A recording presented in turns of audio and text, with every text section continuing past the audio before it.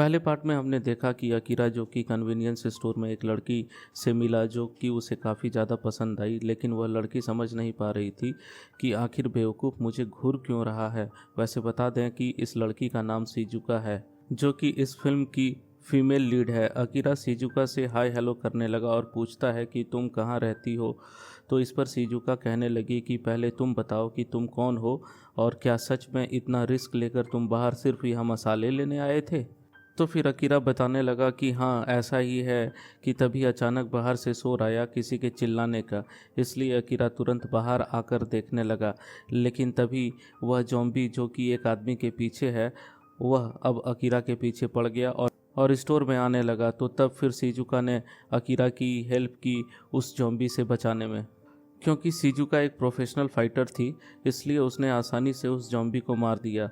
मगर तभी door open देखकर एक और ज़ॉम्बी अंदर घुस गया, जिसको वो म्यूजिक सिस्टम से मारकर पीछे भगा देती है, क्योंकि ये सभी ज़ॉम्बीज़ साउंड सुनकर हमला करते हैं।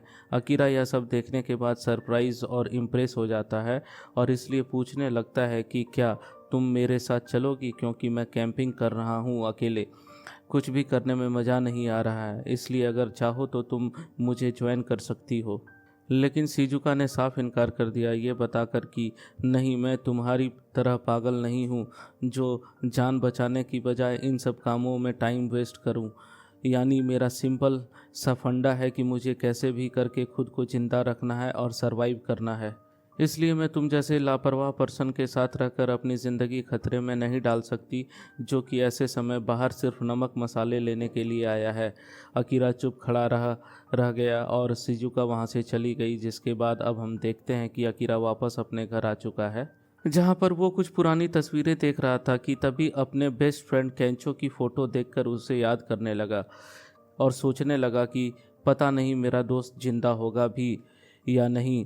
वैसे पिछली बार मैंने उसे बहुत कुछ सुना दिया था जिसका दुख मुझे अभी तक है। और फिर तभी अकीरा डायरी में अपना अगला विश लिखने लगा और वहीं केंचो डर डर के डोर ओपन कर रहा था, क्योंकि वह जिस जगह में है वहाँ भी ज़ॉम्बीज़ भरे हुए थे कि तभी उसके मोबाइल की रिंगटोन बजी। यह कॉल अकीरा ने की थी, जिसे देखकर सांस आई यह जानकर कि उसका दोस्त जिंदा है। इसलिए अकीरा केंचो के हालचाल पूछने लगा और तब केंचो भी इमोशनल हो जाता है कि चलो कोई तो है जो उसकी फ़िक्र करने वाला है। अकीरा पूछता है तुम कहाँ हो, तो केंचो बताता है कि मैं होटल के रूम में हूँ, क्योंकि तुम्हें पता है ना कि मुझे लड़कियाँ कितनी पसंद है। कि तभी दिखाया जाता है कि केंचो के साथ उस रूम में एक ज़ॉम्बी लड़की भी है। अकीरा केंचो से कहता है कि तुम वहीं रुको, मैं तुम्हें लेने आ रहा हूँ। मगर केंचो को लगता है कि अकीरा मजाक कर रहा है, क्योंकि किसी के लिए भी इस टाइम पर घर से बाहर निकलना सुरक्षित नहीं है। इसलिए केंचो मना कर भी रहा था कि नहीं, तुम ऐसा मत करो, तुम यहाँ मत आओ वरना मारे जाओगे। मैं तो वैसे ही कुछ देर के बाद इन ज़ॉम्बीज़ के हाथों मर ही जाऊँगा। लेकिन अकीरा ने केंचो की एक नहीं सुनी, बल्कि एड्रेस जानने के बाद कॉल कट कर दी और फिर कहने लगा कि मुझे अपने बेस्ट फ्रेंड को बचाना ही होगा कैसे भी करके, वरना ऐसे डरपोक वाली ज़िंदगी जीने से अच्छा है कि मैं भी ज़ॉम्बी का खाना बन जाऊं। और फिर इतना सोच अकीरा अपने मिशन पर निकल जाता है, जहां हम देखते हैं कि हर तरफ सिर्फ तबाही ही तबाही थी। यानी सब कुछ जल रहा था, बड़ी बड़ी बिल्डिंग भी, और सड़क पर कोई भी नज़र नहीं आ रहा था। कि तभी थोड़ा आगे आकर अकीरा को काफ़ी सारे ज़ॉम्बीज़ दिखे जो कि भूखे थे और सड़क के बीचों बीच बस पर चढ़े हुए थे। इसलिए अकीरा ने बाइक को इस एंगल से घुमाया ताकि वो ज़ॉम्बीज़ उसे पकड़ नहीं पाएँ। ये ट्रिक कामयाब हुई, लेकिन थोड़े आगे आकर नॉन स्टॉप ज़ॉम्बीज़ ऊपर से गिरने लगे ताकि अकीरा को पकड़ा जाए। लेकिन यहाँ भी अकीरा उन सभी से बच जाता है। लेकिन लास्ट में 3 ज़ॉम्बीज़ ने उसकी बाइक पकड़ ली, जो कि बाइक को छोड़ने का नाम ही नहीं ले रहे थे। प्लस सामने से और भी कई सारे ज़ॉम्बीज़ उसकी तरफ आने लगे। तो तब वो ब्रेक मारकर उन तीनों ज़ॉम्बीज़ को बाकी ज़ॉम्बीज़ पर फेंक देता है और फिर से ज़्यादा स्पीड के साथ तुरंत वहाँ से निकल गया। और वहीं दूसरी तरफ केंचो भी ट्राई कर रहा था होटल से छुप छुप कर बाहर निकलने की, लेकिन हमेशा वह फंस जाता था। इसलिए तुरंत वापस अपने रूम में आ गया। बेचारा दोनों तरफ से फंसा हुआ है, बाहर ज़ॉम्बीज़ की भीड़ से और अंदर अपनी गर्लफ्रेंड ज़ॉम्बी के साथ। इसलिए डर कर वह अपनी वह मेमोरीज याद करने लगा कि जब इंटरनेशनल का फाइनल राउंड था जिसमें उसके पास टाइम था अकीरा को बॉल पास करने का, लेकिन कर नहीं पाया घबरा जाने की वजह से, और फिर केंचो की गलती की वजह से उनकी पूरी टीम जीतते जीतते हार गई, जिस बात का सदमा उसे अभी तक था। दूसरी तरफ बाहर अकीरा फाइनली उस एड्रेस पर पहुंचा जो कि उसे केंचो ने बताया, लेकिन वो पूरी जगह ज़ॉम्बीज से भरी हुई है, यानी एक भी रास्ता ऐसा नहीं था जहां से निकला जा सके। इसलिए अकीरा ने म्यूज़िक प्ले किया एंड उसको दूसरी तरफ फेंक दिया ताकि रास्ता साफ हो सके, और फिर हुआ भी ऐसा ही, यानी म्यूज़िक की आवाज़ सुन सारे ज़ॉम्बीज दूसरी तरफ चले गए और म्यूज़िक सिस्टम पर कूद जाते हैं एक दूसरे के ऊपर चढ़ चढ़ कर। और फिर अब यहाँ अकीरा की रेस स्टार्ट हुई, यानी अकीरा ऐसा फील करता है कि जैसे वह रग्बी गेम खेल रहा है जिसमें वह एक्सपर्ट है। इसलिए सभी जॉम्बीज का सामना करते हुए आगे बढ़ता गया, और जो कोई भी उसके रास्ते में आया उसे उठा उठा कर उसने साइड में फेंक डाला, क्योंकि आखिर अकीरा को अपने बेस्ट फ्रेंड की जान जो बचानी है। फिर वो कार्स पर चढ़ जाता है जहाँ पे जॉम्बीज उसे पकड़ने से बाज नहीं आ रहे थे, लेकिन अपना हीरो अकीरा इतना ज़्यादा प्रोफेशनल है कि वो किसी के हाथ नहीं लगा, बल्कि फुल स्वैग दिखाते हुए सेफली होटल स्वीट मैजिक के अंदर घुस गया जहां पर केंचो है, जहां एक और जॉम्बी उसके रास्ते में टांग अड़ाने ही वाला था, लेकिन अकीरा ने इसको भी अच्छे से सबक सिखा डाला बोर्ड के अंदर घुसाकर। और वहीं दूसरी तरफ केंचो को बाहर से आवाज़ आना बंद हो गई, इसलिए वो डर डर कर एक बार फिर बाहर चेक करने निकला जहां कोई भी नहीं था, लेकिन तभी किसी को देख उसकी जान निकल गई, जो कोई और नहीं बल्कि अकीरा था। इसलिए तब जाकर वह काफ़ी ज़्यादा खुश हुआ। अकीरा डायरेक्ट माफ़ी मांगने लगा बैड बिहेवियर के लिए जब वो केंचो से रेस्टोरेंट में लड़ा था, ये बताकर कि मैं तुम्हारी लाइफ से जेलस हुआ करता था, इसलिए मैंने जेलसी में उस दिन तुम्हें वह सब बोल दिया, इसलिए प्लीज़ मुझे माफ़ कर दो। तब केंचो बोलता है कोई नहीं, तुम मेरे लिए यहाँ तक आए, यही मेरे लिए सब। मगर फिर तभी इनकी आवाज़ें सुन बाकी सब जॉम्बीज़ भी इनकी तरफ आ गए।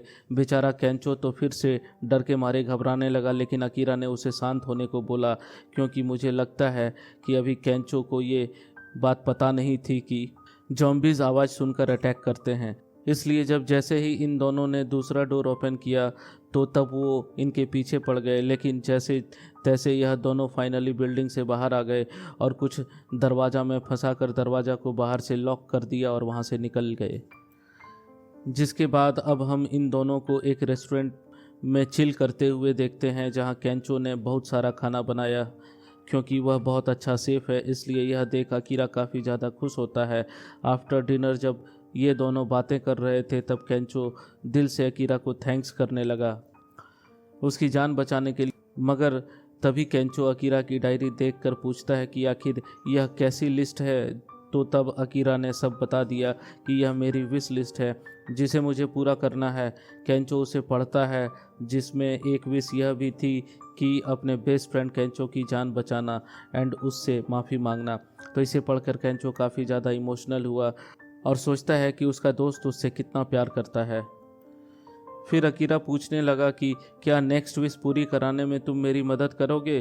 तो तब केंचो बोलता है कि हाँ बिल्कुल, लेकिन जब जैसे अकीरा ने अपनी अगली विश बताई कि वह ठीक सुपरमैन की तरह लोगों को जॉम्बीज से बचाना चाहता है, तो यह सुनकर केंचो के होश उड़ गए कि तुम मजाक कर रहे हो ना, क्योंकि ना ही तुम्हें सुपरमैन की तरह उड़ सकते हो और ना ही स्पाइडरमैन की तरह हाथ से जाल निकाल सकते हो। लेकिन अकीरा सीरियस था कि वो एक ना एक दिन सुपरमैन की तरह लोगों को बचाएगा ज़रूर। खैर अगला दिन दिखाया जाता है कि केंचो ऑनलाइन वीडियो देख रहा था कि कैसे पूरा टोक्यो ज़ॉम्बी बन चुका है, इसलिए कहता है कि हमें जल्द से जल्द टोक्यो से चले जाना चाहिए। तो तब अकीरा कहता है कि हाँ हम चलेंगे, यहाँ से चले जाएंगे, क्योंकि मैंने ऑलरेडी एक जगह देख रखी है। केंचो पूछने लगा कौन सी है वो जगह। तो तब अकीरा ने बताया एवरा, जहाँ एक बहुत बड़ी एक्वेरियम है जिसके अंदर हमें शार्क सूट मिलेंगे, जिसको ख़ास तौर से शार्क से बचाने के लिए बनाया गया है। यानी उस सूट की हेल्प से हम जॉम्बीज़ के अटैक से बच जाएंगे, क्योंकि वह सूट इतना ज़्यादा स्ट्रॉन्ग है कि जॉम्बीज़ हमारी बॉडी के किसी भी पार्ट को बाइट नहीं कर पाएंगे। तो तब केंचो को भी यह आइडिया काफ़ी ज़बरदस्त लगा। अब एक दिन रेस्टोरेंट में रहने के बाद यह दोनों बाहर जाने से पहले ज़रूरत का सामान लेने आए। जहाँ केंचो की तो हवा खराब थी जॉम्बीज को देख देख कर, लेकिन अकीरा उससे हिम्मत देता रहा कि तभी इनकी नज़र एक कैंपर वैन पर गई जो कि अकीरा को काफ़ी ज़्यादा पसंद आया। लेकिन केंचो समझाता है कि तुम इसे बाद में ले लेना, फ़िलहाल हमें पहले सामान ले लेना चाहिए। और फिर जैसे ही इन दोनों ने एक शॉप ओपन किया कि तभी रोड पर एक बस आकर रुकी जिसके अंदर काफ़ी सारे लोग थे। दिखने में ऐसा लग रहा था कि जैसे बस में कोई इन्फेक्टेड हो गया हो, इसलिए सभी लोग उस बस से बाहर निकलकर भागने लगे। लेकिन रोड पर फैले जॉम्बीज से बच नहीं पाए क्योंकि जॉम्बीज काफ़ी ज़्यादा खतरनाक हैं जिनका सामना करना एक नॉर्मल इंसान के लिए पॉसिबल नहीं। इसलिए एक एक करके वह सभी लोग मारे जाने लगे। अकीरा ये सब नज़ारा देख काफ़ी ज़्यादा परेशान हुआ, इसलिए दो लेडीज़ एवं बस ड्राइवर को देख वह उन्हें अपने पास चिल्ला चिल्ला कर बुलाने लगा। जिसके बाद वो तीनों तुरंत भागते हुए अकीरा के पास आ गए और दुकान के अंदर घुस गए कि तभी अकीरा की नज़र शिजुका पर गई, यानी कि वह लड़की जिससे वह कन्वीनियंस स्टोर में मिला था। इसलिए शोर मचाकर शिजुका को भी अपने पास बुलाने लगा। लेकिन शिजुका चारों तरफ से जॉम्बीज से घिरी हुई थी, इसलिए पहले उसने जॉम्बीज से फाइट की, उन्हें काफ़ी बुरी तरह मार मार कर, जिसकी फाइटिंग स्किल देख एक बार फिर अकीरा इम्प्रेस हुआ। लेकिन शिजुका ज़्यादा देर तक जॉम्बीज़ का सामना नहीं कर पाई क्योंकि अब और भी ज़्यादा मात्रा में जॉम्बीज़ उस जगह आ चुके थे। इसलिए वह डायरेक्ट भागने लगी और फिर फाइनली अकीरा के पास आकर उसके साथ दुकान के अंदर घुस जाती है। वरना अगर आज अकीरा नहीं होता तो उसके बचने की चांसेस बहुत ही ज़्यादा कम थे। शॉप के अंदर सभी लोग चैन की सांस लेने लगे और अकीरा और केंचो को थैंक्स करते हैं क्योंकि आज वह सभी इन्हीं दोनों की वजह से जिंदा हैं। तो तब अपनी तारीफ सुन इन दोनों को बहुत ही ज़्यादा खुशी मिली। अब इन सभी ने उस दुकान को अच्छे से चेक किया कि कहीं कोई जॉम्बीज़ तो नहीं, लेकिन यहाँ सिर्फ इन लोगों के अलावा और कोई भी नहीं था। इसलिए सभी लोग खुश हुए कि चलो फाइनली अब कुछ दिन हम यहाँ आराम से रह पाएंगे। ऊपर से यहाँ काफ़ी सारा खाना भी है। लेकिन तभी एक ड्राइवर अंकल सॉरी बोलते हुए रोने लग जाते हैं। सभी को लगता है कि इसलिए रो रहे हैं क्योंकि ये सही से ड्राइव नहीं कर पाए थे। इसलिए सभी लोग उन्हें हिम्मत देने लगे कि नहीं, आपकी कोई गलती नहीं है, टाइम ही ख़राब चल रहा है। मगर अंकल इस बात से नाराज़ नहीं थे, बल्कि इसलिए रो रहे थे क्योंकि अब कुछ देर बाद वो भी जॉम्बी बनने वाले हैं क्योंकि उन्हें बाहर जॉम्बीज़ ने बाइट कर लिया था। लेकिन फ़िलहाल वो ये बात किसी को नहीं बताते, इस डर के साथ कि कहीं ये लोग मुझे यहाँ से निकाल नहीं दें। और बस इसी के साथ पार्ट 2 यहीं पे ख़त्म हो जाता है।